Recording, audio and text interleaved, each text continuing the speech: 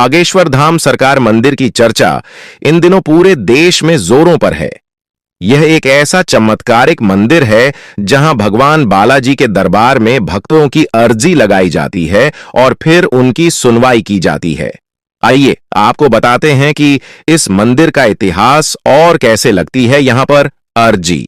बागेश्वर धाम सरकार मंदिर, भगवान बालाजी का मंदिर और यहां के आचार्य धीरेन्द्र कृष्ण शास्त्री इस पूरे देश में ही नहीं विदेश में इस वक्त चर्चा का विषय बने हैं। ऐसा दावा किया जाता है और यह सत्य भी है कि यहां आकर श्रद्धालु अपनी अर्जी लगाते हैं और उनकी सभी मनोकामनाएं पूरी होने के साथ ही उन्हें हर कष्ट से मुक्ति मिलती है। यहां आचार्य धीरेन्द्र कृष्ण शास्त्री भगवान बालाजी का दरबार लगाते हैं और अनजान लोगों को उनके नाम से बुलाते हैं, फिर पर्ची में लोगों की समस्या भी लिख देते हैं। आजकल ये बातें लोगों की जुबान पर चढ़ी है, तो आइए आज हम आपको बताते हैं कि कहां है यह बागेश्वर धाम सरकार मंदिर और क्या है यहां का इतिहास। बागेश्वर धाम मंदिर एक पुराना चमत्कारिक मंदिर है। यह मंदिर छतरपुर के पास बागेश्वर धाम में स्थित है और यह बालाजी का मंदिर है। यहां पर हनुमान जी के सामने ही महादेव जी का मंदिर है। बागेश्वर धाम मंदिर भगवान बालाजी का फेमस मंदिर है। यह छतरपुर जिले के खजुराहो पन्ना रोड पर मौजूद गंज नाम के छोटे से कस्बे से 35 किलोमीटर की दूरी पर स्थित है।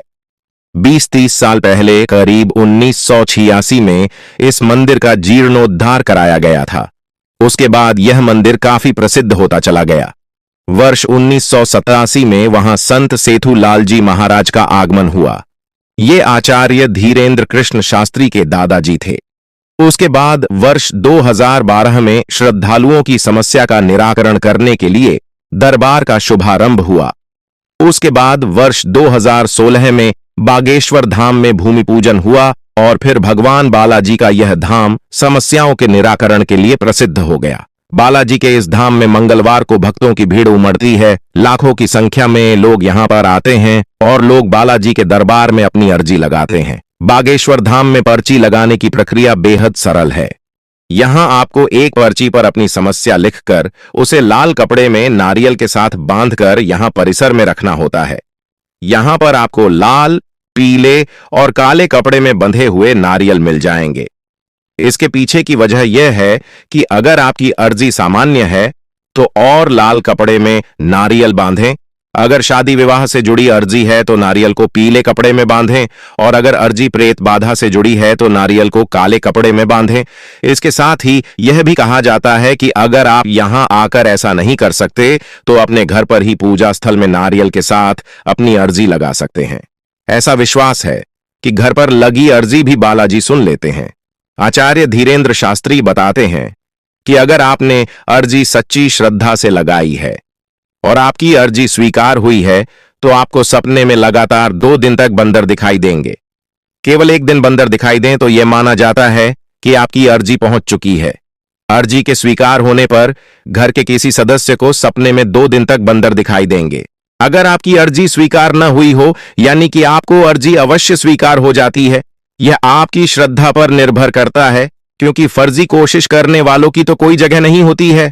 अगर आप बागेश्वर धाम सरकार मंदिर जा रहे हैं तो सड़क मार्ग की मदद से या ट्रेन या हवाई मार्ग से यहां तक पहुंच सकते हैं। भोपाल से बागेश्वर धाम की दूरी करीबन 365 किलोमीटर है।